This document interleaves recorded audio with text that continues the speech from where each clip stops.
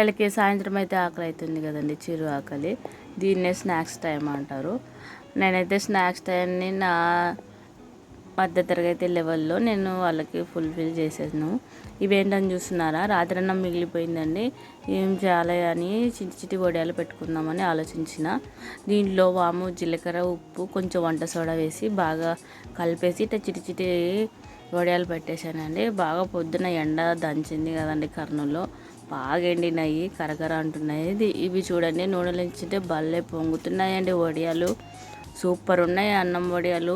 మీరు కూడా ఇంట్లో ట్రై చేయండి. ఆ రాత్రి అన్నం మిగిలితే అస్సలు వేస్ట్ చేయొద్దండి.